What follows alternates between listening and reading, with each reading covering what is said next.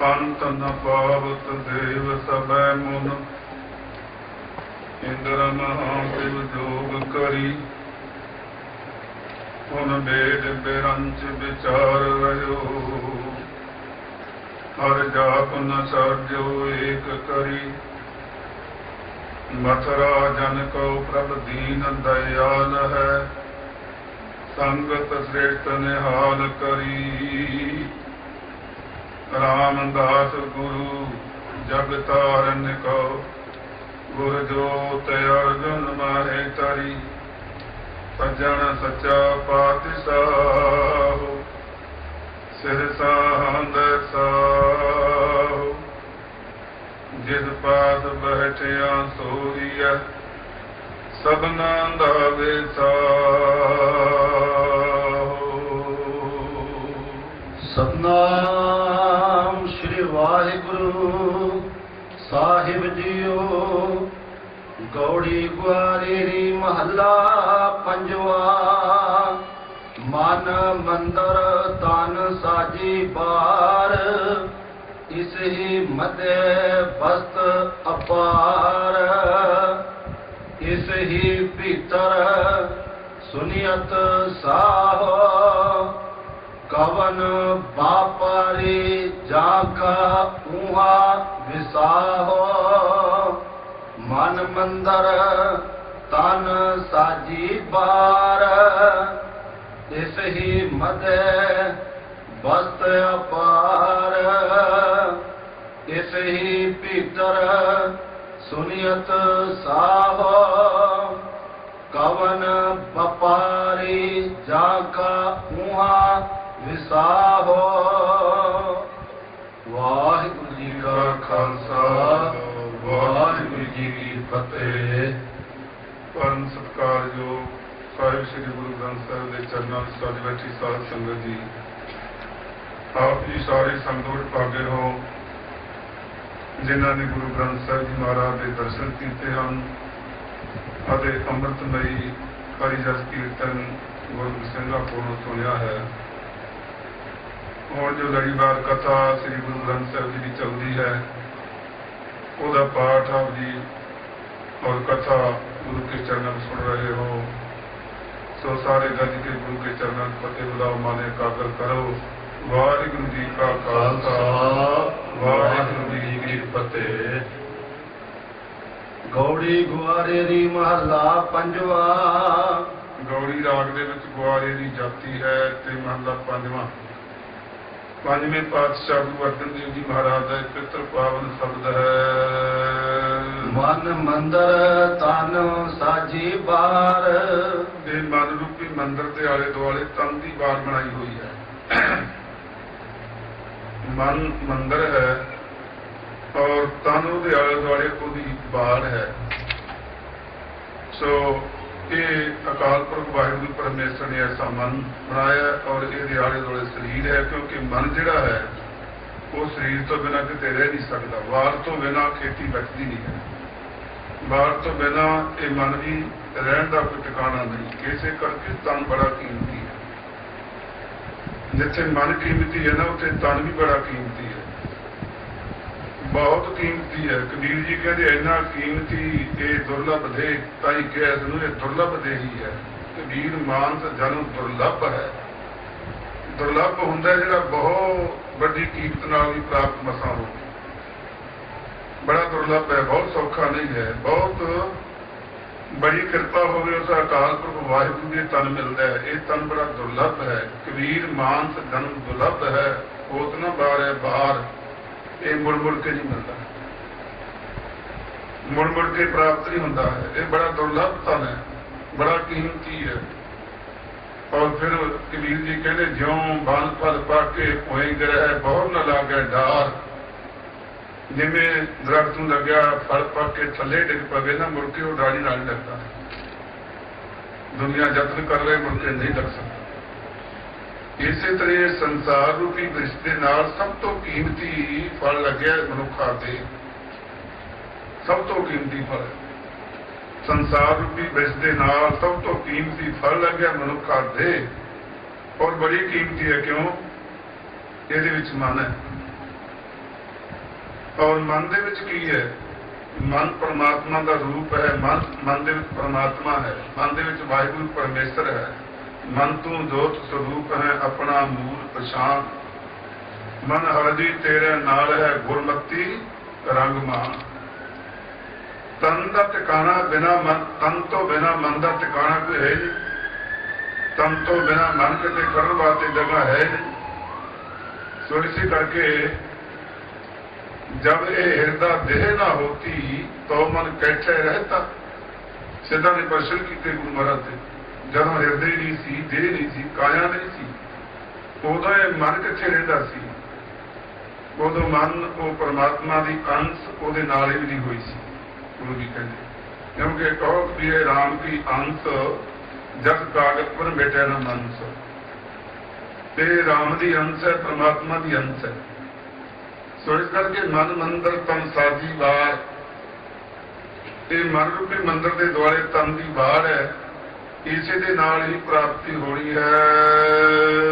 इस ही मदे बस्त अपार। और जिहड़ा मन रूपी मंदिर अंतःकरण है ना, अंतःकरण जिहड़ा हृदय है तेरा, इसे दे विच अपार वस्तु है, जिहड़ी कीमती वस्तु है, नाम रूपी वस्तु। तो भावें गुरबाणी कहती है तो मिट्टी का पुतला सी, पर ये कीमती वस्तु परमात्मा ने अपनी पा के बड़ा कीमती बना दिता। महाराज सच्चे पातशाह कहते उस अकाल पुरख वाहिगुरू ने खाक नूर करदन, खाक नूर करदन आलम दुनिया आए। वो दुनिया के आलम वाहिगुरू परमेश्वर ने मिट्टी को बड़ा कीमती नूर बना दिता। क्यों? ये अपनी अंश रख दी। मन मंदिर तन साजी बार। गुरु महाराज सच्चे पातशाह जगियासू आके पूछते महात्मा लोग जिन्हें नाम नूं पाया है, जिहड़े ज्ञानी लोग ने, कोई प्रश्न करते हैं आके जिन्होंने लोड़ है, इच्छा अपने जी भी करनगे कई, और करना चाहिए भी है, प्रश्न करना चाहिए भी है।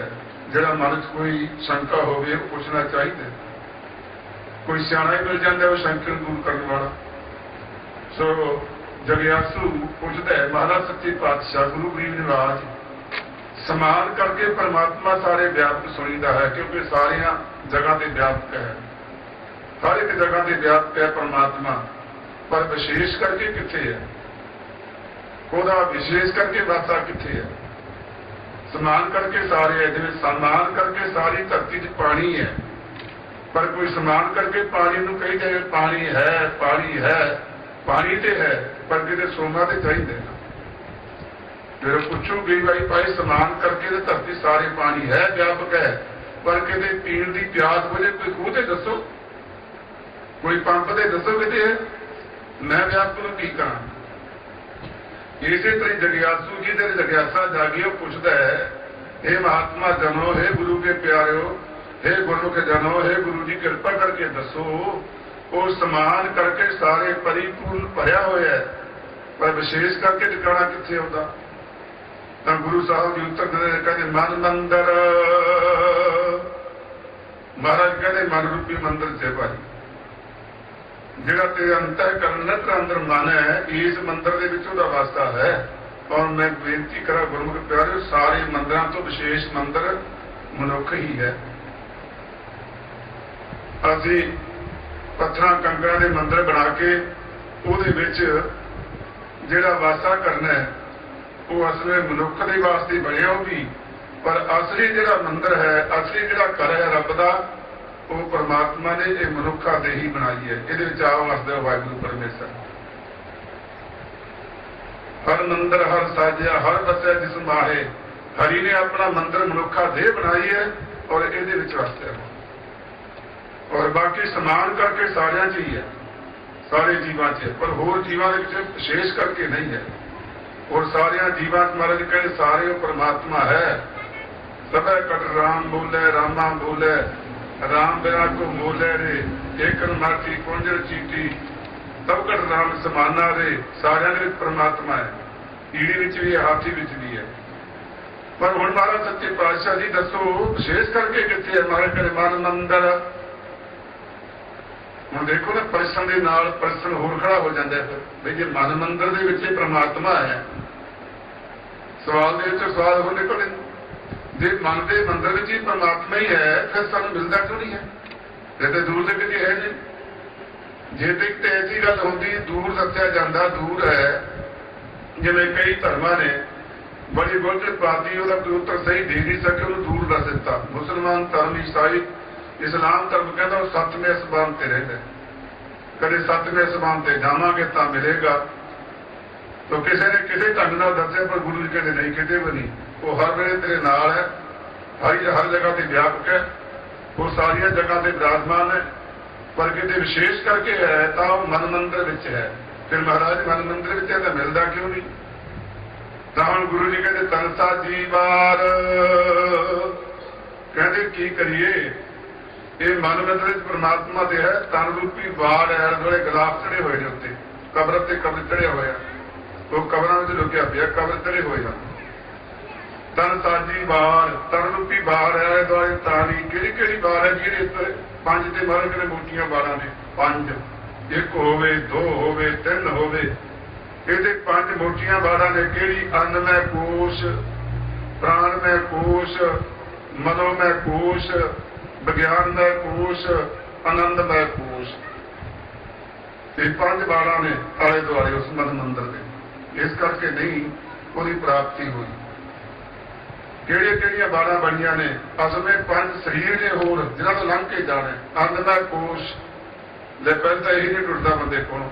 ਭਲਕੇ ਉੱਠ ਬਕੋਲੀਏ ਬਿਨ ਬੁੱਝੇ ਮੁਗਧ ਅਜਾਨ, ਸਾਰਾ ਦਿਨ ਭਰੀ ਜਾਂਦਾ, ਇਹਨੂੰ ਸਾਰਾ ਦਿਨ ਭਰੀ ਜਾਂਦਾ, ਭਰ ਕੇ ਸੌ ਜਾਂਦਾ, ਤੜਕੀ ਫਿਰ ਚਾਹੀਦਾ ਡਾਕਟਰ ਸਾਹਿਬ। ਇਹੀ ਨਹੀਂ ਰੁਕਦਾ। ਪਹਿਲਾ ਬੰਧਨ ਅੰਨ ਦੇ ਬਣਿਆ ਹੋਇਆ। ਉਹਨੀ ਦੁਨੀਆ ਤੋੜੇ ਬੰਧਨਾ। ਮਹਾਰਾਜ ਕਹਿੰਦੇ ਦੁਨੀਆ ਦੇ ਬੰਧਨ ਉਹਨਾਂ ਨੇ ਤੋੜੇ ਨੇ ਕਿਹੜੇ? ਅੰਨ ਪਾਣੀ ਥੋੜਾ ਖਾਇਆ। ਬਲਕਿ ਅੰਨ ਪਾਣੀ ਕੰਟਰੋਲ ਤਾਂ ਕਰੇ, ਬਲ ਤਾਂ ਇਹੀ ਨਹੀਂ ਹੁੰਦਾ।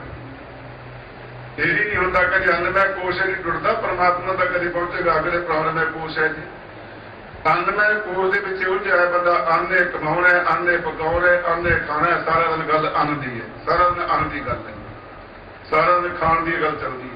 ਉਹ ਖਾ ਲਈਏ, ਇਹ ਖਾ ਲਈਏ। ਖਾਣ ਵਾਸਤੇ ਬੜੀ ਬੜੀਆਂ ਫੈਕਟਰੀਆਂ ਬਣ ਗਈਆਂ, ਕਈ ਪ੍ਰਕਾਰ ਦੇ ਭੋਜਨ ਬਣਾਉਣ ਲੱਗੇ, ਬਹੁਤ ਕੁਝ ਅੱਗੇ ਖਾਣ ਵਾਸਤੇ। ਖਾਣੇ ਬਣਾਉਣ ਦੀ ਬਹੁਤ ਸਾਰੀ ਸੋਝੀ ਹੋ ਗਈ, ਬੜਾ ਭਾਰੀ ਗਿਆਨ ਹੋ ਗਿਆ।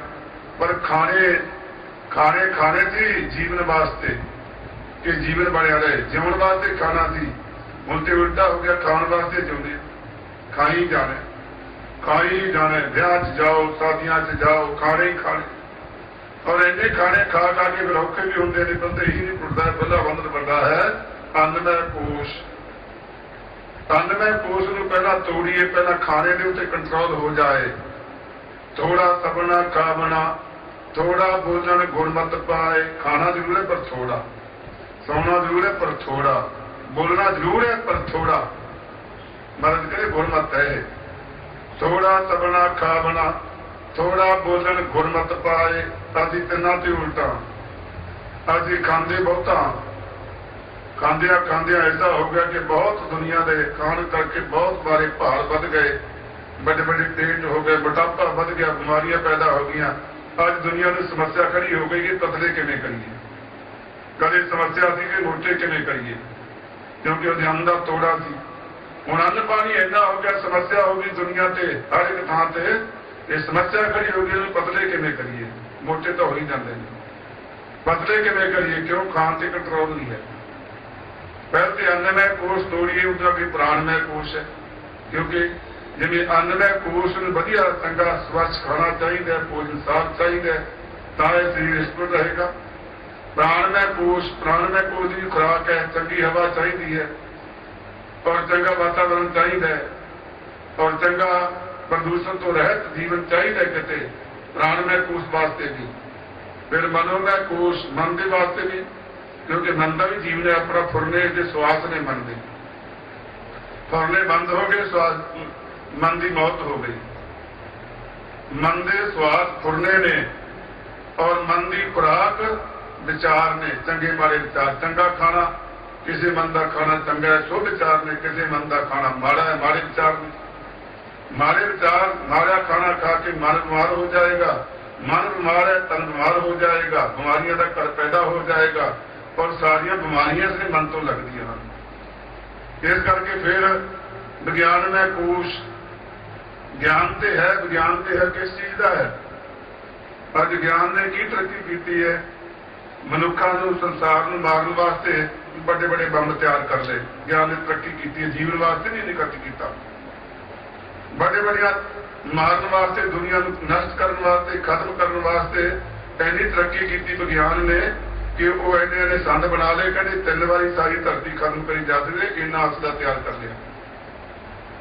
ਜੀਵਨ ਵਾਸਤੇ ਨਹੀਂ ਕੁਛ ਕੀਤਾ। ਪਰ ਮਨੁੱਖ ਨੂੰ ਪਰਮਾਤਮਾ ਨਾਲ ਮਿਲਣ ਵਾਸਤੇ ਕੋਈ ਸਕੂਲ ਕਾਲਜ ਨਹੀਂ ਖੁੱਲਿਆ ਹੈ।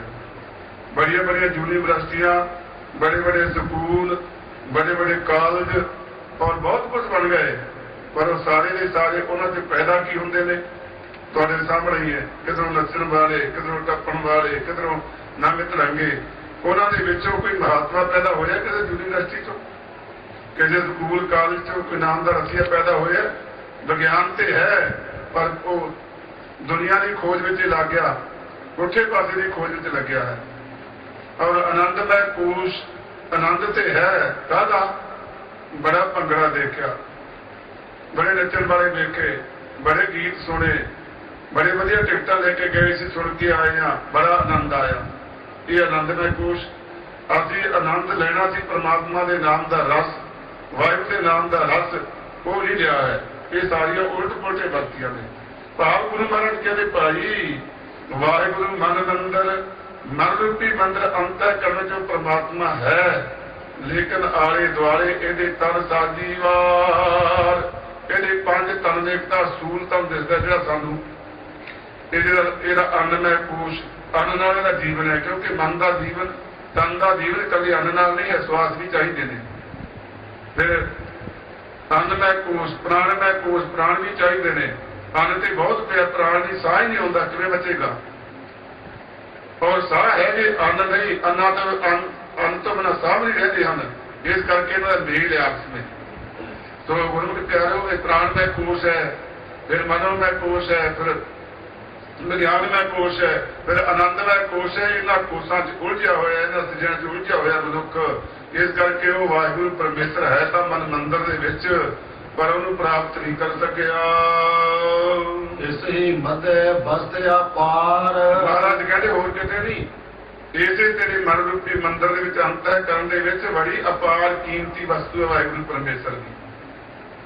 ਇਹਦੇ ਵਿੱਚੋਂ ਵਾਹਿਗੁਰੂ ਪਰਮੇਸ਼ਰ ਆਪ ਵਸ ਰਿਹਾ ਹੈ। ਇਹਦੇ ਵਿੱਚੋਂ ਕੀਮਤੀ ਪਰਮਾਤਮਾ ਨਿਰੰਕਾਰ ਦੂਰ ਨਹੀਂ, ਤੇਰੇ ਮਨ ਰੂਪੀ ਮੰਦਰ ਵਿੱਚ ਹੈ, ਪਰ ਇਹ 5 ਪਰਦਿਆਂ ਨੂੰ ਤੋੜਨਾ ਪਏਗਾ।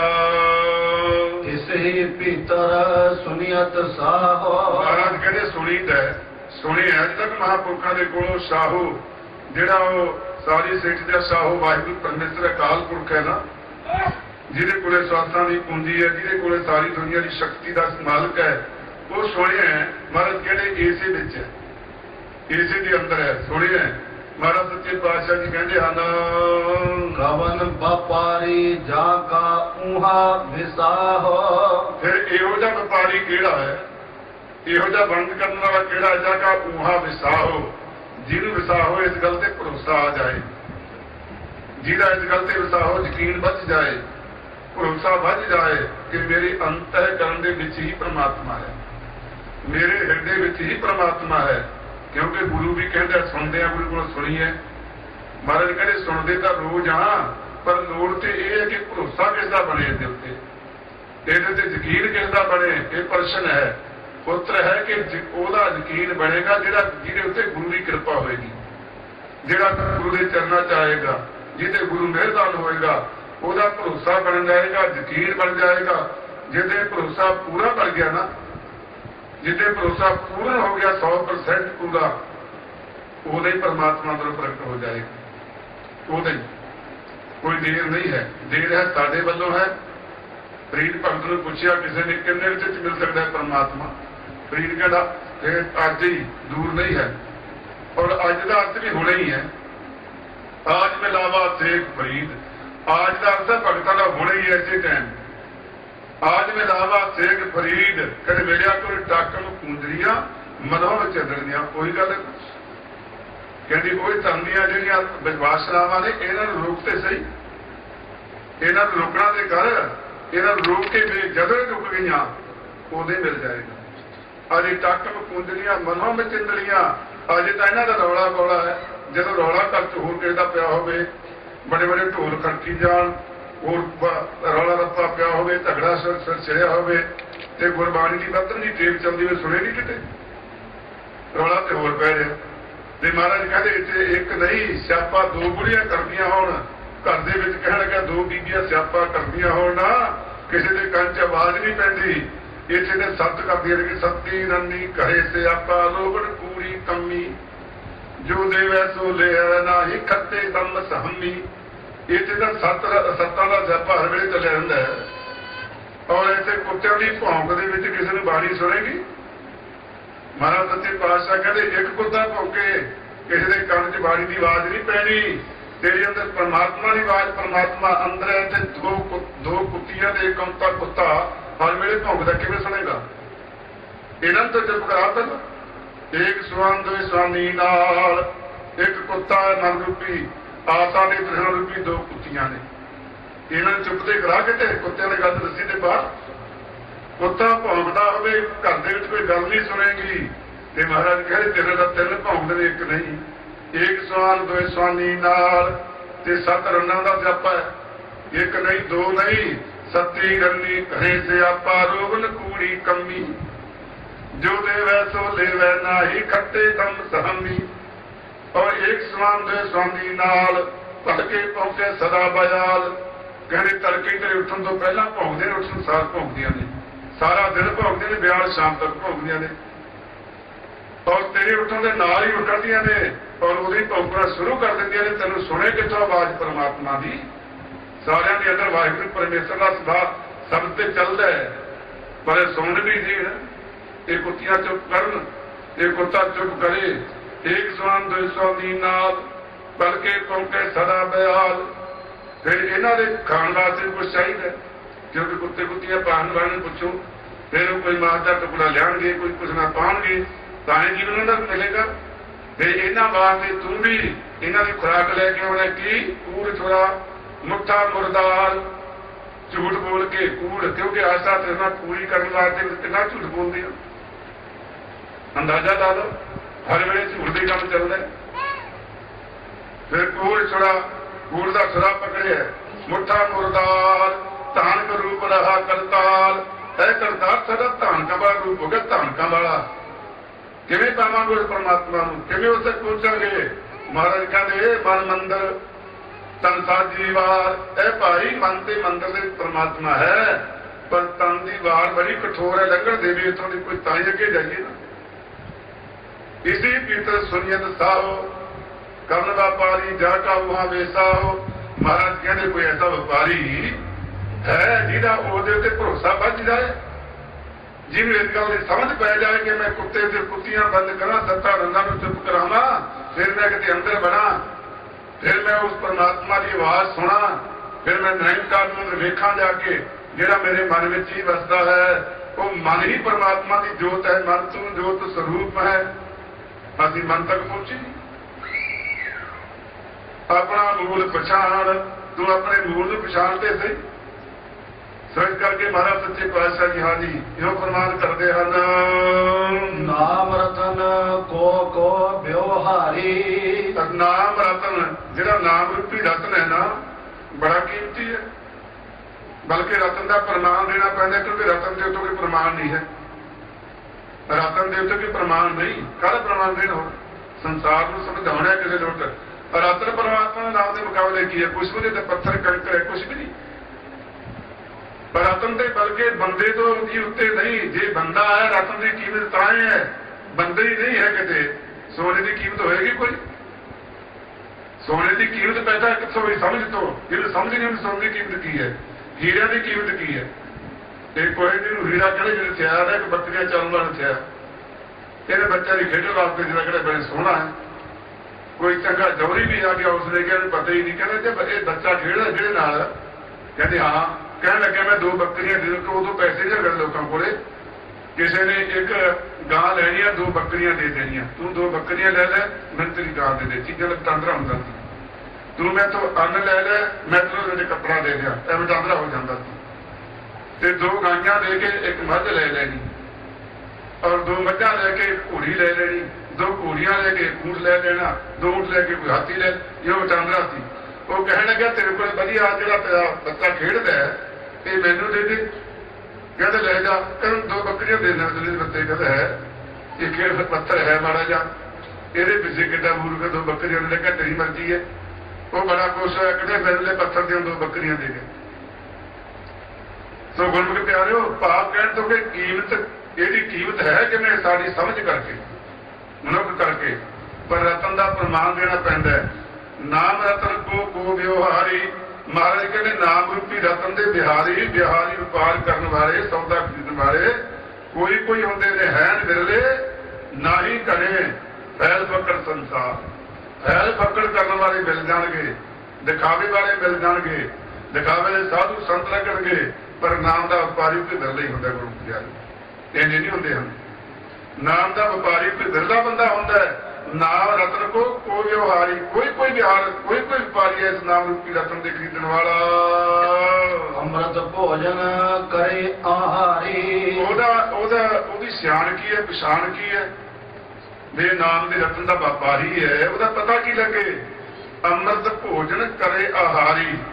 ਉਹ ਆਤਮਿਕ ਆਨੰਦ ਰੂਪੀ ਭੋਜਨ ਕਰਦਾ, ਆਤਮਾ ਆਨੰਦ, ਆਤਮ ਦਾ ਆਨੰਦ ਲੈਂਦਾ, ਆਤਮਿਕ ਰਸ ਵਿੱਚ ਭਿੱਜਿਆ ਹੁੰਦਾ ਹੈ, ਔਰ ਨਾਮ ਰੂਪੀ ਭੋਜਨ ਖਾਣਾ ਕਰਦਾ। ਮਨ ਦਾ ਜਿਹੜਾ ਭੋਜਨ ਹੈ ਨਾ, ਜਿਹੜਾ ਮਨ ਦਾ ਭੋਜਨ ਹੈ ਉਹ ਭੋਜਨ ਖਾਂਦਾ। ਮਨ ਦਾ ਭੋਜਨ ਹੈ ਵਾਹਿਗੁਰੂ ਪਰਮੇਸ਼ਰ ਦਾ ਨਾਮ। ਸੋ ਉਹਦਾ ਨਾਮ ਵਾਹਿਗੁਰੂ ਪਰਮੇਸ਼ਰ ਦਾ, ਉਹਦੇ ਮੂੰਹ ਚੋਂ ਹਰ ਵੇਲੇ ਨਾਮ ਨਿਕਲੇਗਾ, ਹਰ ਵੇਲੇ ਨਾਮ ਸੁਣੇਗਾ, ਉਹਦੇ ਮੂੰਹ ਚੋਂ ਗਿਆਨ ਨਿਕਲੇਗਾ, ਗਿਆਨ ਦੀਆਂ ਗੱਲਾਂ ਨਿਕਲਣਗੀਆਂ। ਉਹਦਾ ਇਹ ਮੇਰੀ ਨਿਸ਼ਾਨੀ ਹੈ ਕਿ ਉਹ ਅੰਮ੍ਰਿਤ ਭੋਜਨ ਕਰੇ ਆਹਾਰੀ। ਉਹ ਆਤਮਾ ਆਨੰਦ ਰੂਪੀ, ਬ੍ਰਹਮਾਨੰਦ ਰੂਪੀ ਆਤਮਿਕ ਭੋਜਨ ਦਾ ਖਾਣਾ ਕਰੇਗਾ, ਭਾਵ ਸਿਮਰਨ ਕਰੇਗਾ, ਬਾਣੀ ਪੜ੍ਹੇਗਾ, ਬਾਣੀ ਸੁਣੇਗਾ, ਕਥਾ ਸੁਣੇਗਾ, ਕਥਾ ਕਰੇਗਾ। ਸੋ ਐਸਾ ਗੁਰਮੁਖ ਪਿਆਰਾ ਜਿਹੜਾ ਹੋਵੇਗਾ, ਔਰ ਇਹ ਨਹੀਂ ਕਿ ਉੱਤੋਂ ਉੱਤੋਂ ਕਥਾ ਕਰ ਲੈਣੀ ਹੈ, ਅੰਦਰੋਂ ਹਿਰਦੇ ਤੋਂ ਬੋਲੇਗਾ। ਉਹ ਫਿਰ ਉਹਦੇ ਬੋਲਣ ਦੇ ਵਿੱਚ ਕੋਈ ਹੋਰ ਰਸ ਹੋਵੇਗਾ, ਉਹਦੇ ਦੇਖਣ ਦੇ ਵਿੱਚ ਕੋਈ ਹੋਰ ਰਸ ਹੋਵੇਗਾ। ਸੋ ਐਸਾ ਕੋਈ ਗੁਰਮੁਖ ਪਿਆਰਾ, ਉਹਦੀ ਇਹ ਨਿਸ਼ਾਨੀ ਹੈ ਕਿ ਨਾਮ ਰੂਪੀ ਅੰਮ੍ਰਿਤ ਦੇ ਭੋਜਨ ਨੂੰ ਕਰਨ ਵਾਲਾ ਹੋਏਗਾ। ਉਹ ਲੰਗਰ ਨਹੀਂ ਵੇਖਦਾ ਕਿ ਸਬਜ਼ੀਆਂ ਬੜੀਆਂ ਨੇ, ਉਹ ਰਾਗੀ ਨਹੀਂ ਪੁੱਛਦਾ ਕਿਹੜਾ ਆਇਆ, ਉਹ ਕਥਾਕਾਰ ਨਹੀਂ ਪੁੱਛਦਾ ਕੌਣ ਆਇਆ, ਉਹ ਕਹਿੰਦਾ ਕੋਈ ਆਇਆ, ਮੈਂ ਤਾਂ ਬਾਣੀ ਸੁਣਦੀ ਹੈ। ਅਸੀਂ ਕਥਾਕਾਰਾਂ ਨਹੀਂ ਸੁਣਦੇ ਹਾਂ, ਮਾਫ ਕਰ ਦੇਣਾ, ਅਸੀਂ ਰਾਗੀਆਂ ਨੂੰ ਗੀਤ ਨਹੀਂ ਸੁਣਦੇ ਹਾਂ, ਅਸੀਂ ਕਥਾ ਨਹੀਂ ਸੁਣਦੇ ਹਾਂ, ਅਸੀਂ ਕਥਾਕਾਰਾਂ ਨੂੰ ਸੁਣਦੇ ਹਾਂ, ਅਸੀਂ ਰਾਗੀਆਂ ਨੂੰ ਸੁਣਦੇ ਹਾਂ। ਕਿਉਂ? ਜਿਹਦਾ ਨਾਂ ਨਹੀਂ ਚੱਲਿਆ ਨਾ, ਜਿੱਦਾਂ ਮਰਜ਼ੀ ਚੋਟੀ ਦਾ ਕੋਈ ਕਥਾਕਾਰ ਸੁਣਦਾ, ਹਿੰਦੂ ਫਲਾਣਾ ਹੀ ਹੈ, ਛੱਡੋ ਪਰੇ। ਨਾਂ ਚੱਲ ਗਿਆ, ਇੱਕ ਨੂੰ ਦੇਖ ਕੇ ਦੂਜਾ, ਦੂਜੇ ਨੂੰ ਦੇਖ ਕੇ ਤੀਜਾ, ਤੀਜੇ ਨੂੰ ਜਦ ਚੌਥਾ ਬਹੁਤਾ ਵੱਡਾ ਇਕੱਠ ਕਰਨ ਵਾਲਾ ਮਿਲ ਗਿਆ, ਉਹਨੂੰ ਸੁਣਨਾ ਕਿ ਵੀ ਬੜਾ ਇਕੱਠ ਹੁੰਦਾ ਵੀ ਬੱਲੇ ਬੱਲੇ, ਵੀ ਤੈਨੂੰ ਕੀ ਪ੍ਰਾਪਤੀ ਬਹੁਤ ਵੱਡੀ ਇਕੱਠ ਤੋਂ। ਅਸੀਂ ਗਿਆਨ ਨਹੀਂ ਸੁਣਦੇ, ਕਥਾ ਨਹੀਂ ਸੁਣਦੇ, ਕਥਾਕਾਰ ਨੂੰ ਸੁਣਦੇ ਆ। ਅਸੀਂ ਕੀਰਤਨ ਨਹੀਂ ਸੁਣਦੇ, ਕੀਰਤਨ ਕਰਨ ਵਾਲੇ ਨੂੰ ਸੁਣਦੇ ਆ। ਬ੍ਰਾਹਮੀ ਕਾ ਮੈਨੂੰ ਫੋਨ ਆਈ ਗਿਆ, ਵੀ ਮੈਂ ਚੱਕ ਰਿਹਾ ਫੋਨ ਖੜਾ ਸੀ ਫੋਨ ਤੇ, ਕਹਿੰਦੇ ਜੀ ਕੀਰਤਨ ਕੌਣ ਕਰਦਾ? ਮੈਂ ਕਿਹਾ ਕੀਰਤਨੀ ਆ। ਕਹਿੰਦਾ ਹੈ ਕੌਣ? ਮੈਂ ਜਿਹੜਾ ਕੀਰਤਨ ਕਰ ਰਿਹਾ। ਕਹਿੰਦਾ ਕਰਦਾ ਕੌਣ ਹੈ? ਮੈਂ ਜਿਹੜਾ ਕੀਰਤਨ ਕਰਦਾ। ਕਹਿੰਦਾ ਤੂੰ ਅਜੀਬ ਬੰਦਾ ਹੈ। ਮੈਂ ਕਿਹਾ ਮੈਂ ਤਾਂ ਅਜੀਬ ਹੀ ਹੈ ਭਾਈ, ਤੇ ਕਥਾ ਸੁਣਨੀ ਹੈ, ਕੀਰਤਨ ਸੁਣਨਾ ਹੈ ਕਿ ਬੰਦਾ ਪੁੱਛਣਾ ਹੈ? ਕਹਿੰਦਾ ਮੈਂ ਯਾਰ ਬੰਦਾ ਪੁੱਛਦਾ। ਸ੍ਰੀਨਗਰ ਨੂੰ ਲੱਗੇ ਭਾਵੇਂ ਤਾਂ ਜਾਣਦੇ ਨਹੀਂ ਕੋਲੇ ਸ੍ਰੀਨਗਰ, ਮੈਂ ਤਾਂ ਕੀਰਤਨ ਸੁਣ ਰਿਹਾ, ਪਤਾ ਨਹੀਂ ਕੌਣ ਹੈ ਕਰਨ ਵਾਲਾ, ਗੁਰੂ ਕੀ ਬਾਣੀ ਚੱਲ ਰਹੀ ਹੈ, ਤੂੰ ਸੁਣ ਲਿਆ ਆ ਕੇ। ਕਹਿੰਦਾ ਤੂੰ ਤਾਂ ਮੂਰਖ ਮਿਲ ਗਿਆ, ਮੈਨੂੰ ਮੈਂ ਚੰਗਾ ਕੋਈ ਸਿਆਣਾ ਲੱਭਦੇ ਭਾਈ। ਸੋ ਗੁਰੂ ਪਿਆਰਿਓ, ਇਹ ਸਾਡੀ ਹੈ ਕਿ ਅਸੀਂ ਕੀਰਤਨ ਨਹੀਂ ਸੁਣਦੇ, ਕੀਰਤਨੀਆਂ ਨੂੰ ਸੁਣਦੇ, ਅਸੀਂ ਕਥਾ ਨਹੀਂ ਸੁਣਦੇ, ਕਥਾਕਾਰ ਨੂੰ ਸੁਣਦੇ ਆ। ਕੌਣ ਹੈ? ਤੁਹਾਡਾ ਸੱਚੇ ਪਾਤਸ਼ਾਹ ਕਹਿੰਦੇ ਕੋਈ ਕੋਈ ਨਾਮ ਦਾ ਵਪਾਰੀ ਹੈ, ਕੋਈ ਕੋਈ ਇਸ ਗੱਲ ਦਾ ਵਪਾਰੀ ਹੈ, ਵਿਵਹਾਰੀ ਹੈ। ਉਹਨੇ ਕਿਸੇ ਨੂੰ ਕੀ ਲੈਣਾ? ਕੌਣ ਹੈ? ਸੌਦਾ ਦੇਖਣਾ ਕੀ ਨਹੀਂ ਫਿਰਦਾ। ਇੱਕ ਛੋਟਾ ਗਰੀਬ ਆਦਮੀ ਕੀਮਤੀ ਰਤਨ ਲਈ ਫਿਰਦਾ ਹੋਵੇ, ਉਹ ਰਤਨ ਨਹੀਂ ਹੈ। ਕਿ ਵੱਡੇ ਵਾਲੇ ਵੱਡੇ ਕੋਲੇ ਬਹੁਤਾ ਕੀਮਤੀ ਵੇਖੇਗਾ ਸੋਨਾ, ਗਰੀਬ ਕੋਲੇ ਵੀ ਉਹਦੀ ਕੀਮਤੀ ਹੈ, ਔਰ ਸਰਮਾਏਦਾਰ ਕੋਲੇ ਵੀ ਉਹਦੀ ਕੀਮਤੀ ਹੈ। ਪਰ ਅਸੀਂ ਦੇਖਦੇ ਹਾਂ ਕਿ ਇਹ ਨਾਮ ਚੱਲਿਆ ਹੋਇਆ, ਜਿਹਦਾ ਨਾਮ ਚੱਲ ਗਿਆ ਉਹਨੂੰ ਸੁਣਦੇ ਆ। ਸੋ ਮਹਾਰਾਜ ਕਹਿੰਦੇ ਕੋਈ ਕੋਈ ਬਿਰਲੇ ਬਿਰਲੇ ਬੰਦੇ ਨੇ ਨਾਮ ਦੇ ਵਪਾਰੀ ਜੋ ਹਨ। ਵਿਸਰਾਮ ਦੇ ਕੇ ਗੁਰੂ ਜੀ ਫਰਮਾ ਰਹੇ ਹਨ, ਮਨ ਤਨ ਅਰਪੇ ਸੇਵ ਕਰੀਜੈ। ਫਿਰ ਮਹਾਰਾਜ ਸੱਚੇ ਪਾਤਸ਼ਾਹ ਜੀ ਹੁਣ ਕਿਰਪਾ ਕਰਕੇ ਅੰਦਰ ਹੀ ਤਾਂ ਵਸਦੇ, ਬਹੁਤ ਨੇੜੇ ਕਹਿਤਾ, ਦੂਰ ਹੁੰਦਾ ਤਾਂ ਮਨ ਸ਼ੰਕਾ ਪੈਦਾ ਹੁੰਦੀ, ਕਿਵੇਂ ਜਾਈਏ, ਕਿਵੇਂ ਕਰੀਏ, ਕੋਈ ਬਹਾਨੇ ਲੱਭ ਲੈਂਦੇ। ਹੁਣ ਤੇ ਮਹਾਰਾਜ ਅੰਦਰ ਹੀ ਹੈ, ਹੁਣ ਕਿਰਪਾ ਕਰਕੇ ਦੱਸੋ ਮਿਲੀਏ ਕਿਵੇਂ। ਉਹਦੇ ਮਿਲਣ ਦਾ ਰਸਤਾ ਕੀ ਹੈ? ਫਿਰ ਮਹਾਰਾਜ ਕਹਿੰਦੇ ਮਨ ਤਨ ਅਰਪੀ ਸੇਵ ਕਰੀਜੈ। ਇਹ ਭਾਈ ਇੱਕ ਦੇ ਪਹਿਲੇ ਤੇ ਮਨ ਅਰਪਦੇ ਗੁਰੂ ਨੂੰ, ਮਨ ਤੇ ਫਿਰ ਤਨ ਵੀ ਅਰਪਣ ਕਰਦੇ, ਤਨ ਵੀ ਕਰਦੇ। ਫਿਰ ਤੀਜੀ ਗੱਲ ਸੇਵ ਕਰੀਜੈ, ਮਨ ਤਨ ਅਰਪਣ ਕਰਕੇ ਸੇਵਾ ਕਰ, ਗੁਰੂ ਦੀ ਸੇਵਾ ਕਰ। ਇਹ ਰਸਤਾ ਮਿਲਣ ਦਾ ਹੋਰ ਕੋਈ ਰਸਤਾ ਨਹੀਂ ਹੈ। ਮਨ ਤਨ ਅਰਪੀ ਸੇਵ ਕਰੀਜੈ, ਆਪਣਾ ਮਨ ਵੀ ਅਰਪਣ ਕਰਦੇ, ਤਨ ਵੀ ਅਰਪਣ ਕਰਦੇ ਔਰ ਸੇਵਾ ਵੀ ਕਰ। ਤਨ ਮਨ ਤਨ ਸਭ ਸੋਭ ਗੁਰ ਕੋ ਹੁਕਮ ਮੰਨਿਆ ਪਾਈ ਹੈ। ਇਹ ਭਾਈ ਗੁਰੂ ਨੂੰ ਤਨ ਵੀ ਸੌਂਪ ਦੇ, ਗੁਰੂ ਨੂੰ ਮਨ ਵੀ ਸੌਂਪ ਦੇ ਔਰ ਗੁਰੂ ਦਾ ਹੁਕਮ ਵੀ ਮੰਨ। ਹੁਕਮ ਸੋ ਇਸ ਕਰਕੇ ਇਹ ਤਾਂ ਸੇਵ ਕਰੀਜੈ, ਗੁਰੂ ਦੇ ਚਰਨਾਂ 'ਚ ਮਨ ਅਰਪਣ ਕਰਕੇ ਮਨ ਵਿੱਚ ਸਤਿਗੁਰ ਕੇ ਪਾਸ ਤਿਸ ਸੇਵਕ ਕੇ ਕਾਰਜ ਰਾਸ। ਕਾਰਜ ਰਾਸ ਕਿਹੜੇ ਹੁੰਦੇ ਨੇ? ਜਿਹੜਾ ਆਪਣੇ ਮਨ ਨੂੰ ਗੁਰੂ ਦੇ ਚਰਨਾਂ 'ਚ ਵੇਚ ਦੇਵੇ। ਵੇਚਣ ਦਾ ਮਤਲਬ ਹੁੰਦਾ ਕਿ ਜਿਹੜੀ ਚੀਜ਼ ਅਸੀਂ ਵੇਚਦੀ ਹੈ ਉਹ ਸਾਡੀ ਨਹੀਂ ਹੈ, ਜਿਹਨੂੰ ਵੇਚਦੀ ਹੈ ਉਹਦੀ ਹੋ ਜਾਂਦੀ ਹੈ, ਫਿਰ ਸਾਡੀ ਨਹੀਂ ਰਹਿੰਦੀ ਹੈ। ਔਰ ਅਸੀਂ ਗੁਰੂ ਦੇ ਚਰਨਾਂ 'ਚ ਮਨ ਲੈ ਕੇ ਵੀ ਆਉਂਦੇ ਹਾਂ ਤੇ ਆਪਣਾ ਕਾਇਮ ਵੀ ਰੱਖਦੇ ਹਾਂ ਹਰ ਵੇਲੇ। ਮੈਂ ਕਰਿਆ, ਮੇਰਾ ਹੈ, ਮੇਰੀ ਸਭ ਕੁਛ ਹੈ। ਨਹੀਂ ਭਾਈ, ਇਸੇ ਕਰਕੇ ਸਾਡੇ ਝਗੜੇ ਹੁੰਦੇ ਨੇ। ਮਨ ਦੀ ਮੱਤ ਛੱਡਦੇ ਨਹੀਂ, ਕਿਉਂਕਿ ਮਨ ਦੀ ਸਾਰਿਆਂ ਦੀ ਇੱਕ ਹੁੰਦੀ ਨਹੀਂ। ਇੱਕ ਦਾ ਮਨ ਦੀ ਮੱਤ ਹੋਰ ਹੈ, ਦੂਜੀ ਤੋਂ ਟਕਰਾਅ ਹੋ ਜਾਵੇ ਝਗੜੇ। ਫਿਰ ਗੁਰੂ ਘਰਾਂ ਦੀ ਸ਼ਾਂਤੀ ਵਿੱਚ ਉੱਥੇ ਵੀ ਝਗੜੇ, ਕਿਉਂਕਿ ਮਨ ਦੀ ਮੱਤ ਵਰਤੇ। ਤੇ ਮਹਾਰਾਜ ਸੱਚੇ ਪਾਤਸ਼ਾਹ ਕਹਿੰਦੇ ਮੂਰਖਾ ਛੱਡਦੇ ਮਨ ਦੀ ਮੱਤ ਨੂੰ, ਗੁਰ ਕੀ ਮੱਤ ਤੂੰ ਲੈ ਆਨੇ, ਭਗਤ ਬਿਨਾ ਬਹੁ ਡੂਬੇ ਸਿਆਨੇ। ਜੇ ਅਸੀਂ ਕਹਾਂਗੇ ਤਾਂ ਗੁਰਮਤਾ ਕਰਨਾ, ਮੱਤਾਂ ਉੱਥੇ ਆਪੋ ਆਪਣੀ ਚੱਲਦੀਆਂ ਫਿਰ ਛਿੱਤਰ ਛਿੱਤਰੀ ਹੋ ਜਾਂਦੇ ਨੇ। ਗੁਰਮਤੇ ਛਿੱਤਰ ਛਿੱਤਰੀ ਕੀ ਮਤਲਬ ਹੈ? ਗੁਰਮਤਾ ਤੇ ਗੁਰੂ ਦੀ ਮੱਤ ਦੀ ਗੱਲ ਕਰਨੀ ਹੈ। ਜੋ ਗੁਰੂ ਕਹਿੰਦਾ, ਜੋ ਗੁਰੂ ਕਹੇ ਸੋਈ ਭਲ ਮੰਨੋ। ਸੁਣਿਆ ਸੀ ਪਤਾ? ਜੋ ਗੁਰੂ ਕਹਿੰਦਾ ਉਹ ਮੰਨੋ। ਜਿਹੜੀ ਸਾਡੀ ਮੱਤ ਹੈ, ਮਨ ਕੀ ਮੱਤ ਤਿਆਗੋ ਹਰ ਜਨ। ਐ ਭਾਈ ਵੇ ਗੁਰੂ ਕੇ ਪਿਆਰਿਓ, ਜੇ ਉਸ ਵਾਹਿਗੁਰੂ ਪਰਮੇਸ਼ਰ ਦੀ ਪ੍ਰਾਪਤੀ ਕਰਨੀ ਹੈ, ਗੁਰੂ ਕੀ ਮੱਤ ਲੈ ਲਓ, ਆਪਣੀ ਮੱਤ ਤਿਆਗ ਦਿਓ। ਪਰ ਮਹਾਰਾਜ ਕਹਿੰਦੇ ਗੱਲਾਂ ਨਾਲ ਹੀ ਤਿਆਗੀ ਦੀ ਇਹ ਬਾਤ ਕਠਿਨੀ, ਬੜੀ ਕਠਿਨ ਗੱਲ ਹੈ। ਮਨ ਦੀ ਮੱਤ ਤਿਆਗੀਏ, ਮਨ ਦੀ ਮੱਤ ਤਾਂ ਤਿਆਗੀ ਦੇ ਕਿ ਮਨ ਦਾ ਹੰਕਾਰ ਦੂਰ ਹੋਏ, ਮੇਰਾਪਣ ਦੂਰ ਹੋਏ ਵਿੱਚੋਂ। ਹੰਕਾਰ ਹੈ ਮਨ ਵਿੱਚ, ਮੈਂ ਜਾਣਦਾ ਸਭ ਕੁਛ, ਮੈਨੂੰ ਸਾਰਾ ਪਤਾ ਹੈ। ਇਹ ਤਿਆਗਣਾ ਸੀ, ਪਰ ਇਹ ਤਿਆਗਣਾ ਬੜਾ ਮੁਸ਼ਕਲ ਹੈ। ਇਸ ਕਰਕੇ ਮਹਾਰਾਜ ਸੱਚੇ ਪਾਤਸ਼ਾਹ ਜੀ ਕਹਿੰਦੇ ਭਾਈ ਕੋਈ ਕੋਈ ਨਾਮ ਦੇ ਵਪਾਰੀ ਹਨ। ਕਵਨ ਸੋ ਜੁਗਤ ਜਿਤ ਕਰ ਭੀਜੈ। ਹਾਂ, ਕੌਣ ਸੋ ਜੁਗਤ ਜਿਤ ਕਰ ਭੀਜੈ। ਇਹ ਨਾਮ ਰੂਪੀ ਰਤਨ ਨੂੰ ਪਾਉਣ ਵਾਸਤੇ ਜੁਗਤੀ ਕਿਹੜੀ ਹੈ? ਜਿਸ ਕਰਕੇ ਉਹ ਭਿੱਜ ਜਾਵੇ, ਪ੍ਰਸੀਜ ਜਾਵੇ, ਪ੍ਰਸੰਨ ਹੋ ਜਾਏ। ਜੁਗਤੀ ਇਹ ਹੋਈ ਹੈ ਕਿ ਗੁਰੂ ਕੇ ਚਰਨਾਂ 'ਚ ਮੰਤਰ ਅਰਪਣ ਕਰਨਾ। ਇਹ ਜੁਗਤੀ ਦੀ ਗੱਲ ਹੈ। ਮੰਤਰ ਅਰਪੀ ਸੇਵ ਕਰੀਜੈ, ਇਹੋ ਜੁਗਤੀ ਹੈ ਭਾਈ। ਇਹ ਜੁਗਤੀ ਵਰਤਾਂਗੇ, ਵਾਹਿਗੁਰੂ ਕਿਰਪਾ ਕਰੇਗਾ, ਪ੍ਰਸੰਨ ਹੋ ਜਾਏਗਾ, ਪ੍ਰਸੀਜ ਜਾਏਗਾ। ਪਾਏ ਲਗੋ ਤਜ ਮੇਰਾ ਤੇਰਾ। ਮਹਾਰਾਜ ਕਹਿੰਦੇ ਪਾਏ ਲਗੋ ਤਜ ਮੇਰਾ ਤੇਰਾ। ਮੇਰੇ ਤੇ ਛੱਡ ਦਿਓ, ਸਾਰੇ ਮੇਰੇ ਨੇ, ਮੈਂ ਸਾਰਿਆਂ ਦਾ। ਇਹ ਗੱਲਾਂ ਤੇ ਬਣਦੀ ਨਹੀਂ। ਗੁਰੂ ਕੇ ਪਿਆਰੇ, ਗੁਰੂ ਕਿਰਪਾ ਕਰੇ ਹੋ ਜਾਏ ਸਭ। ਪਾਏ ਲੱਗੋ, ਫਿਰ ਚਰਨੀ ਲੱਗੋ, ਗੁਰੂ ਦੇ ਚਰਨਾਂ 'ਚ ਟਹਿ ਜਾਓ, ਗੁਰੂ ਦੇ ਚਰਨਾਂ 'ਚ ਲੱਗ ਜਾਓ ਔਰ ਨਾਲ ਮੇਰ ਤੇ ਤੇਰ ਛੱਡ ਦਿਓ। ਮੇਰਾ ਕੌਣ ਹੈ? ਤੇਰਾ ਕੌਣ ਹੈ? ਸਾਰੇ ਮੇਰੇ ਨੇ, ਮੈਂ ਸਾਰਿਆਂ ਦਾ। ਸਾਰਿਆਂ ਦਾ ਮੈਂ ਹਾਂ, ਸਾਰੇ ਮੇਰੇ ਨੇ। ਸੋ ਇਹ ਬਣ ਜਾਏ ਐਸੀ, ਗੁਰੂ ਕਿਰਪਾ ਕਰੇ ਸਾਡੀ ਐਸੀ ਮੱਤ ਹੋ ਜਾਏ। ਕਵਨ ਸੋ ਜਨ ਜੋ ਸੌਦਾ ਜੋਰੈ। ਕਵਨ ਸੋ ਜਨ ਜੋ ਸੌਦਾ ਜੋਰੈ। ਇਹ ਜਿਹੜਾ ਨਾਮ ਰੂਪੀ ਸੌਦਾ ਜੋੜੇ, ਇਕੱਠਾ ਕਰੇ, ਕੋਈ ਜਨ ਹੈ ਐਸਾ? ਕਵਨ ਸੋ ਜਨ ਜੋ ਸੌਦਾ ਜੋਰੈ। ਕੋਈ ਇਹੋ ਜਿਹਾ ਜਨ, ਇਹੋ ਜਿਹਾ ਗੁਰੂ ਪਿਆਰਾ ਹੈ? ਕੋਈ ਗੁਰੂ ਦਾ ਲਾਲ, ਕੋਈ ਇਹ ਗੱਲਾਂ ਸੁਣ ਕੇ, ਇਹ ਗੁਰਬਾਣੀ ਸੁਣ ਕੇ ਕਿਸੇ ਦੀ ਕਿਰਪਾ ਹੋਈ? ਕਵਨ ਸੋ ਜਨ ਜੋ ਸੌਦਾ ਜੋਰੈ। ਇਹੋ ਜਿਹਾ ਜਨ, ਇਹੋ ਜਿਹਾ ਕਿਹੜਾ ਪਿਆਰ ਗੁਰੂ ਪਿਆਰਾ ਹੈ ਜਿਹੜਾ ਨਾਮ ਰੂਪੀ ਸੌਦੇ ਨੂੰ ਜੋੜੇ? ਕਿਉਂਕਿ ਮਾਇਆ ਕਮਾਉਣੀ ਗੱਲ ਹੋ ਰਿਹਾ, ਜੋੜਨੀ ਗੱਲ ਹੋ ਰਿਹਾ, ਦੋਖੇ ਦੀਆਂ ਗੱਲਾਂ ਨੇ। ਬਹੁਤ ਬੰਦੇ ਕਮਾਈ ਵੀ ਕਰਦੇ ਨੇ, ਖਰਾਬ ਵੀ ਕਰ ਲੈਂਦੇ ਨੇ। ਜਿੰਨੀ ਕੁ ਕਮਾਈ ਇੰਡੀਆ ਦੇ ਰਕਸ਼ਾ ਬਾਈ ਜਾਣਗੇ ਸਾਰਾ ਦਿਨ, 100-150 ਰੁਪਇਆ ਬਣ ਗਿਆ, ਸਾਹਮਣੇ ਸ਼ਰਾਬ ਪੀ ਜਾਂਦੇ ਨੇ, ਧੜਕੇ ਨੂੰ ਉਹੀ ਫਿਰ ਹੋ ਜੇ ਕੰਗਾਲ ਦੇ ਕੰਗਾਲ। ਫਿਰ ਸੌਦਾ ਜੋੜਨਾ ਵੀ ਹੈ। ਨਾਮ ਸਾਡੇ ਵੀ ਜਪਣ ਵਾਲੇ ਬਹੁਤ ਮਿਲਣਗੇ, ਪੜ੍ਹਨ ਵਾਲੇ ਬਹੁਤ ਬਣਨਗੇ, ਜੋੜਨ ਵਾਲੇ ਨਹੀਂ ਮਿਲਦੇ। ਅਸੀਂ ਜਿੰਨਾ ਕੁ ਨਾਮ ਜਪਦੇ ਹਾਂ ਉਹਨਾਂ ਕੁ ਦੂਜਾ ਕੰਮ ਕਰਦੇ ਨੇ, ਉਹ ਸਾਰਾ ਖਰਾਬ ਕਰਦੇ ਵਰਤਦੇ ਹੁੰਦੇ। ਸੋ ਮਹਾਰਾਜ ਸੱਚੇ ਪਾਤਸ਼ਾਹ ਕਹਿੰਦੇ ਉਹਨੇ ਇਕੱਠਾ ਵੀ ਕਰੋ, ਜੋੜ ਕੇ ਵੀ ਰੱਖੋ। ਜੋੜਨ ਦਾ ਢੰਗ ਗੁਰੂ ਅੰਗਦ ਸਾਹਿਬ ਦੱਸਦੇ ਨੇ। ਮਹਾਰਾਜ ਕਹਿੰਦੇ ਇੱਕ ਪੈਰ ਤੇ ਨਾਮ ਜਪਣ ਦਾ ਹੈ ਹੀ ਨਾ। ਚੌਥਾ ਪੈਰ ਸਭਾ ਕੇ ਸੁਰਤਿਆਂ ਉਪਜੈ ਚਾਓ, ਤਿੰਨਾਂ ਦਰਿਆਵਾਂ ਤੋਂ ਦੋਸਤੀ ਮਾਂ ਨੇ ਮੁੱਖ ਸੱਚਾ ਨਾਉ। ਕਹਿੰਦੇ ਅੰਮ੍ਰਿਤ ਵੇਲਾ ਜਾ ਕੇ ਅੰਮ੍ਰਿਤ ਵੇਲੇ ਜਾਗਣਾ, ਚੌਥੇ ਪੈਰ ਸਭਾ ਦੇ ਅੰਮ੍ਰਿਤ ਵੇਲੇ ਜਾਗ ਕਰਕੇ ਫਿਰ ਉਹਨਾਂ ਦਾ ਕਹਿੰਦੇ ਸੁਰਤਿਆਂ ਉਪਜੈ ਚਾਓ, ਜਿਨ੍ਹਾਂ ਦੇ ਅੰਦਰ ਵਾਹਿਗੁਰੂ ਪਰਮੇਸ਼ਰ ਦੇ ਸੁਰਤ ਪੈਦਾ ਹੋਈ ਹੈ, ਨਾਮ ਦੀ ਰੱਤੀ ਲੱਗੀ ਹੈ, ਜਿਹਨਾਂ ਨੂੰ ਉਹਨੂੰ ਚਾਹ ਹੁੰਦੇ ਅੰਮ੍ਰਿਤ ਵੇਲਾ ਕਦੋਂ ਆਏ। ਫਿਰ ਦੋਸਤੀ ਕਹਿੰਦਾ ਤਿੰਨਾਂ ਦਰਿਆਵਾਂ ਤੋਂ ਦੋਸਤੀ, ਉਹਨਾਂ ਦੀ ਦਰਿਆਵਾਂ ਨਾਲ ਦੋਸਤੀ ਹੈ। ਕਿਹੜੇ ਦਰਿਆਵਾਂ ਨਾਲ? ਗੁਰੂ ਸਮੁੰਦਰ ਨਦੀ ਸਭ ਸਿੱਖੀ। ਜਿਹੜੇ ਸਿੱਖ ਰੂਪੀ ਦਰਿਆ ਗੁਰੂ ਨੂੰ ਤੁਰੇ ਆ ਰਹੇ ਨੇ, ਗੁਰੂ ਵੱਲ ਨੂੰ ਆ ਰਹੇ ਨੇ, ਗੁਰੂ ਵੱਲ ਸਮੁੰਦਰ ਨੂੰ ਆ ਰਹੇ ਨੇ। ਗੁਰੂ ਸਮੁੰਦਰ ਹੈ, ਨਦੀ ਸਿੱਖੀ ਹੈ। ਜਿਹੜੀਆਂ ਸਿੱਖਾਂ ਰੂਪ ਨਦੀਆਂ ਗੁਰੂ ਦੇ ਸੰਗਤ ਕਰਨ ਨੂੰ ਆ ਰਹੀਆਂ ਨੇ, ਉਹਨਾਂ ਨਾਲ ਮਿਲੇ ਜਾ ਕਰਕੇ ਤੇ ਨਾ ਉਹਨਾਂ ਦੋਸਤੀ ਪਾ ਦੇਣਾ ਗੁਰਸਿੱਖਾਂ ਨਾਲ ਜਾ ਕੇ। ਗੁਰਸਿੱਖਾਂ ਨੂੰ ਪਿਆਰ ਹੋਵੇ, ਗੁਰਸਿੱਖ ਨੂੰ ਗੁਰ ਦੇ ਕੇ ਖਿੜ ਜਾਏ, ਗੁਰਸਿੱਖ ਨੂੰ ਗੁਰਸਿੱਖ ਨੂੰ ਦੇਖ ਕੇ ਆਨੰਦ ਆ ਜਾਏ, ਰਸ ਆ ਜਾਏ, ਸਵਾਦ ਆਏ।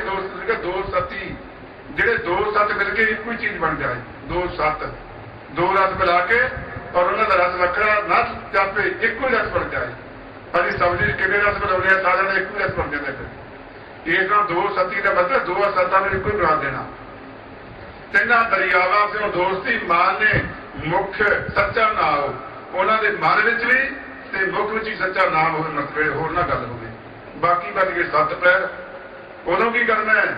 ਮਹਾਰਾਜ ਕਹਿੰਦੇ ਸੱਤੀ ਪਹਿਰੀ ਸੱਤ ਪਲਾ। ਕਹਿੰਦੇ ਸੱਤਾ ਪਹਿਜ ਬਾਕੀ ਨਹੀਂ ਪਰ ਜਿਉਣਾ ਚੁਗਲੀਆਂ, ਨਿੰਦਾ, ਗਾਲੀਆਂ, ਗਲੋਚੀਆਂ, ਈਰਖਾ, ਦੁਵੈਸ਼, ਇਹੀ ਚੱਲੀ ਜਾਵੇ ਸਾਰਾ ਦਿਨ। ਇੱਕ ਪੈਰ ਤੇ ਨਾਮ ਜਪ ਲਿਆ ਔਰ ਸੱਤ ਪੈਰ, ਇੱਕ ਪੈਰ ਕੱਪੜਾ ਸਾਫ਼ ਕੀਤਾ, ਸੱਤ ਪੈਰ ਗੰਦਾ ਕੀਤਾ। ਫਾਇਦਾ ਕੀ ਹੋਇਆ? ਸਗੋਂ ਗੰਦਾ ਤੇ ਥੋੜੇ ਦਿਨ ਚ ਹੋ ਜਾਂਦਾ, ਬਹੁਤੇ ਦੀ ਲੋੜ ਨਹੀਂ, ਕਿਉਂਕਿ ਸਫਾਈ ਕਰਨ ਨੂੰ ਟਾਈਮ ਲੱਗਦਾ, ਗੰਦਾ ਆਪਣੇ ਕਰਨ ਨੂੰ ਕੋਈ ਟਾਈਮ ਲੱਗਾ ਕਰਦਾ। ਇਸ ਕਰਕੇ ਫਿਰ ਮਰ ਗਿਆ ਸੱਤੀ ਪਹਿਰੀ ਸੱਤ ਭਲਾ, ਸੱਤਾਂ ਪੈਰਾਂ ਤੇ ਸੱਤਵਾਦੀ ਹੋ ਕੇ ਰਹਿਣਾ। ਫਿਰ ਬਹਿਏ ਪੜ੍ਹਿਆ ਪਾਸ, ਜਿਹੜੇ ਪੜ੍ਹੇ ਹੋਏ ਦਾ ਮਤਲਬ ਹੈ ਜਿਹਨਾਂ ਨੂੰ ਨਾਮ ਦੀ ਸੋਝੀ ਹੈ, ਗੁਰਬਾਣੀ ਦੀ ਸੋਝੀ ਹੈ, ਉਹਨਾਂ ਕੋਲੇ ਬੈਠੋ।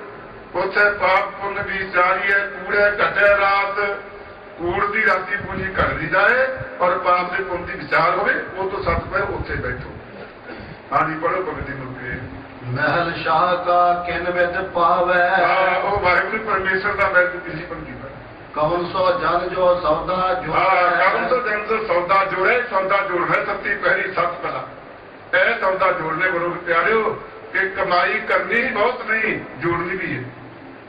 ਸਿਮਰਨ ਕਰਨੀ ਬਹੁਤ ਨਹੀਂ, ਉਹਦੀ ਰਾਖੀ ਵੀ ਕਰਨੀ ਹੈ। ਮਹਾਰਾਜ ਕਹਿੰਦੇ ਦੁਨੀਆ ਕੋਈ ਆਪਣੇ ਤਨ ਦੀ ਰਾਖੀ ਵਾਸਤੇ ਕਿਸੇ ਨੇ ਪੁਲਿਸ ਲਈ ਹੈ, ਕਿਸੇ ਨੇ ਬਾਡੀਗਾਰਡ ਰੱਖੇ ਨੇ। ਕਹਿੰਦੇ ਮਨ ਦੀ ਰਾਖੀ ਦਾ ਯਤਨ ਵੀ ਕਰ, ਤੇਰੇ ਮਨ ਦੀ ਰਾਖੀ ਦਾ ਯਤਨ ਕਰ। ਤੇਰੇ ਮਨ ਦੀ ਰਾਖੀ ਕੋਈ ਪੁਲਿਸਮੈਨ, ਕੋਈ ਬਾਡੀਗਾਰਡ, ਕੋਈ ਤੇਰਾ ਅੰਗ ਰਾਖੀ ਨਹੀਂ ਕਰ ਸਕਦਾ। ਕੌਣ ਕਰੇਗਾ? ਖੁਦ ਤੈਨੂੰ ਕਰਨੀ ਪਏਗੀ। ਦਿਲ ਦਰਬਾਨੀ ਜੋ ਕਰੇ ਦਰਵੇਸ਼ੀ ਸੁਖਰਾਜ, ਆਪਣੇ ਦਿਲ ਦੀ ਦਰਬਾਨੀ ਕਰ। ਦਿਲ ਤੇ ਤੈਨੂੰ ਖੁਦ ਆਪ ਨੂੰ ਪਹਿਰਾ ਦੇਣਾ ਪਏਗਾ, ਮਨ ਦੇ ਉੱਤੇ ਤੈਨੂੰ ਆਪ ਪਹਿਰਾ ਦੇਣਾ ਪਏਗਾ, ਮੇਰਾ ਮਨ ਜਾਂਦਾ ਕਿੱਥੇ ਹੈ। ਫਿਰ ਇਸ ਕਰਕੇ ਮਹਾਰਾਜ ਸੱਚੇ ਪਾਤਸ਼ਾਹ ਕੋਈ ਐਸਾ ਹੋਵੇ ਜਿਹੜਾ ਇਸ ਸੌਦੇ ਨੂੰ ਜੋੜੇ। ਮਹਿਲ ਸ਼ਾਹ ਕਾ ਕਿਨ ਵਿਦ ਪਾਵੈ, ਇਹ ਜਿਹੜਾ ਸ਼ਾਹ ਵਾਹਿਗੁਰੂ ਪਰਮੇਸ਼ਰ ਦਾ ਮਹਿਲ ਸਰੂਪ ਹੈ, ਉਹ ਕਿਹੜੀ ਵਿਧੀ ਨਾਲ ਪਾਇਆ ਜਾ ਸਕਦਾ ਜੀ? ਤੋਂ ਪਿਛੇ ਪੜ ਕੇ ਆ ਗਿਆ ਭਾਈ, ਗੁਰੂ ਦੀ ਸੇਵਾ ਨਾਲ, ਮੰਤਰ ਅਰਪਣ ਨਾਲ ਇਵੇਂ ਪਾਇਆ ਜਾਏਗਾ। ਕਵਨ ਸੋ ਬਿਦ ਜਿਤ ਭੀਤਰ ਬੁਲਾਵੈ, ਇਹੋ ਜਿਹੀ ਕਿਹੜੀ ਵਿਧੀ ਹੈ ਜਿਸ ਕਰਕੇ ਵਾਹਿਗੁਰੂ ਗੁਰੂ ਆਪਣੇ ਕੋਲ ਬੁਲਾ ਲੇ। ਆਓ ਬੈਠ, ਆ ਭਾਈ ਆ ਮੇਰੇ ਕੋਲ ਬਹਿ ਜਾ। ਕੋਈ ਆਪਣੇ ਕੋਲ ਬੁਲਾ ਲਿਓ। ਅਕਾਲ ਪੁਰਖ ਵਾਹਿਗੁਰੂ ਆਪਣੇ ਕੋਲ ਬੁਲਾਉਣਾ ਕਰੇ। ਇਹ ਕਿਹੜੀ ਵਿਧੀ ਹੈ ਜੀ? ਇਹੋ ਹੀ ਵਿਧੀ ਹੈ ਗੁਰੂ ਦੀ ਸੇਵਾ ਕਰਨੀ, ਗੁਰੂ ਦੀ ਆਗਿਆ ਮੰਨਣੀ, ਮੰਤਰ ਅਰਪਣ ਕਰਨਾ। ਤੂੰ ਵਡ ਸ਼ਾਹੋ ਜਾ ਕੇ ਕੋਟ ਬਣ ਜਾ ਰੇ, ਇਹ ਵਾਹਿਗੁਰੂ ਤੂੰ ਵੱਡਾ ਸ਼ਾਹੂਕਾਰ ਹੈ, ਜਿਹਦੇ ਕਰੋੜੀ ਜਗਿਆਸੂ ਰੂਪੀ ਬਣਜਾਰੇ ਵੰਡ ਕਰਨ ਵਾਲੇ ਨਾਮ ਦਾ ਵੰਡ ਕਰਦੇ ਨੇ। ਕੋਈ ਸਾਧਨ ਕਰਦਾ ਹੈ, ਕੋਈ ਜਗਿਆਸਾ ਕਰਦਾ ਹੈ, ਕੋਈ ਨਾਮ ਜਪਦਾ ਹੈ, ਕੋਈ ਕੁਛ ਕਰਦਾ ਹੈ। ਕਰੋੜੀ ਬਣਜਾਰੇ ਦੇ ਤੇਰੇ ਇੱਕ ਅੱਧਾ ਨਹੀਂ ਹੈ। ਕਵਨ ਸੋ ਦਾਤਾ ਲੇ ਸੰਚਾਰੀ, ਕਿਹੜਾ ਇਹੋ ਜਿਹਾ ਦਾਤਾ ਹੈ ਜਿਹੜਾ ਲੇ ਸੰਚਾਰੀ, ਉਹਦੇ ਵਿੱਚ ਸੰਚਰ ਕਰਦੇ ਨੇ। ਇਹੋ ਜਿਹਾ ਦਾਤਾ ਕੌਣ ਹੈ? ਗੁਰੂ। ਇਹ ਦਾਤਾ ਗੁਰੂ ਹੈ, ਹੋਰ ਕੋਈ ਨਹੀਂ ਹੈ। ਗੁਰੂ ਤੋਂ ਬਿਨਾਂ ਕੋਈ ਬਣਾ ਨਹੀਂ ਸਕਦਾ। ਖੋਜਤ ਖੋਜਤ ਨਿਜ ਘਰ ਪਾਇਆ, ਔਰ ਢੂੰਡਦਿਆਂ ਭਾਈ ਜਦੋਂ ਇਸ ਪਾਸੇ ਲੱਗ ਗਏ ਨਾ, ਖੋਜ ਕਰਦਿਆਂ ਢੂੰਡਦਿਆਂ ਨਿਜ ਘਰ, ਜਿਹੜਾ ਅੰਦਰ ਰੂਪੀ ਘਰ ਸੀ ਉਹ ਪਾ ਲਿਆ। ਇਹਦਾ ਕੋਸ਼ਾਂ ਦੇ ਪਰਦੇ ਨੂੰ ਪਾੜ ਕੇ ਖੋਜਦੇ ਅੰਦਰ ਚਲਿਆ ਗਿਆ। ਪਹਿਲਾਂ ਅੰਨਮੈ ਦਾ ਤਿਆਗ ਕਰਿਆ, ਪ੍ਰਾਣਮੈ ਦਾ ਤਿਆਗ ਕਰਿਆ, ਮਨੋਮੈ ਦਾ ਕੀਤਾ, ਵਿਗਿਆਨਮੈ ਦਾ, ਇਹਨਾਂ ਸਾਰਿਆਂ ਦਾ ਤਿਆਗ ਕਰਕੇ ਸਾਰਿਆਂ ਨੇ ਇੱਕ ਨੂੰ ਛੱਡਦਾ ਹੌਲੀ ਹੌਲੀ ਅੰਦਰ ਨੂੰ ਚਲਿਆ ਗਿਆ। ਸੋ ਇਸ ਕਰਕੇ ਪਹਿਲੀ ਯਾਤਰਾ ਤੇ ਅੰਨਮੈ ਤੋਂ ਸ਼ੁਰੂ ਹੋਏਗੀ ਨਾ, ਪਹਿਲਾਂ ਅੰਨ ਤੇ ਖਾਣ ਤੇ ਕੰਟਰੋਲ ਹੋ ਜਾਏ, ਜੀਵਾਂ ਦੇ ਰਸਤਾ ਤੇ ਕੰਟਰੋਲ ਹੋ ਜਾਏ, ਫਿਰ ਅਗਲਿਆਂ ਤੇ ਹੋਏਗੀ। ਸੋ ਇਸ ਕਰਕੇ ਖੋਜਦਿਆਂ ਢੂੰਡਦਿਆਂ ਨੇ ਪਾ ਲਿਆ ਹੈ ਅਮੋਲ ਰਤਨ ਸਾਜ ਦਿਖਲਾਇਆ। ਜਿਹੜਾ ਅਮੋਲ ਰਤਨ ਵਾਹਿਗੁਰੂ ਪਰਮੇਸ਼ਰ ਦਾ ਸੱਚਾ ਦਿਖਾ ਦਿੱਤਾ। ਕਰ ਕਿਰਪਾ ਜਬ ਮੇਲੇ ਸਾਹੇ। ਜਦੋਂ ਕਿਰਪਾ ਕਰਕੇ ਸ਼ਾਹੇ ਅਕਾਲ ਪੁਰਖ ਵਾਹਿਗੁਰੂ ਪਰਮੇਸ਼ਰ ਨੇ ਸ਼ਾਹੇ ਗੁਰੂ ਨੂੰ ਮਿਲਾਇਆ ਔਰ ਗੁਰੂ ਨੇ ਪਰਮਾਤਮਾ ਨੂੰ ਮਿਲਾਇਆ। ਗੁਰੂ ਪਰਮਾਤਮਾ ਦੀ ਕਿਰਪਾ ਨਾਲ ਗੁਰੂ ਮਿਲ ਗਿਆ, ਗੁਰੂ ਦੀ ਕਿਰਪਾ ਨਾਲ ਨਿਰੰਕਾਰ ਮਿਲ ਗਿਆ। ਕਹੋ ਨਾਨਕ ਗੁਰ ਕੈ ਵਿਸਾਹੇ। ਗੁਰੂ ਮਹਾਰਾਜ ਕਹਿੰਦੇ ਮੈਂ ਉਸ ਗੁਰੂ ਤੇ ਵਿਸਾਹੇ ਭਰੋਸਾ ਕਰੋ। ਉਸ ਗੁਰੂ ਤੇ ਵਿਸਾਹੇ ਭਰੋਸਾ ਜਿਨ੍ਹਾਂ ਨੇ ਕੀਤਾ, ਕਿਰਪਾ ਕਰਕੇ ਅਕਾਲ ਪੁਰਖ ਨੇ ਗੁਰੂ ਮਿਲਾਇਆ। ਜਿਨ੍ਹਾਂ ਨੇ ਗੁਰੂ ਤੇ ਵਿਸਾਹੇ ਭਰੋਸਾ ਕੀਤਾ, ਉਹ ਗੁਰੂ ਨੇ ਉਹਨਾਂ ਨੂੰ ਪਰਮਾਤਮਾ ਨੂੰ ਮਿਲਾ ਦਿੱਤਾ। ਪਰਮਾਤਮਾ ਦੀ ਕਿਰਪਾ ਨਾਲ ਗੁਰੂ ਦੀ ਪ੍ਰਾਪਤੀ ਹੈ ਔਰ ਗੁਰੂ ਤੇ ਭਰੋਸਾ ਕਰਨ ਦੇ ਨਾਲ ਪਰਮਾਤਮਾ ਦੀ ਪ੍ਰਾਪਤੀ ਹੈ। ਸੋ ਇੱਕ ਪ੍ਰਾਪਤੀ ਆਪਣੇ ਕੋਲੇ ਹੈ ਕਿ ਪਰਮਾਤਮਾ ਨੇ ਸਾਡੇ ਤੇ ਕਿਰਪਾ ਕੀਤੀ ਹੈ, ਸਾਨੂੰ ਗੁਰੂ ਗ੍ਰੰਥ ਸਾਹਿਬ ਬੁਲਾਏ ਨੇ। ਹੁਣ ਆਪਾਂ ਭਰੋਸਾ ਕਰੀਏ, ਪਰਮਾਤਮਾ ਮਿਲ ਜਾਏ। ਇੰਨੀਆਂ ਬੇਨਤੀਆਂ ਪ੍ਰਵਾਨ ਕਰਨੀਆਂ। ਵਾਹਿਗੁਰੂ ਜੀ ਕਾ ਖਾਲਸਾ, ਵਾਹਿਗੁਰੂ ਜੀ ਕੀ ਫਤਿਹ। ਧੰਨ ਧੰਨ ਸ਼੍ਰੀ ਗੁਰੂ ਗ੍ਰੰਥ ਸਾਹਿਬ ਜੀ ਵਿੱਚ ਜੁੜ ਬੈਠੇ ਗੁਰੂ ਪਿਆਰੇ ਸਾਧ ਸੰਗਤ ਜੀਓ।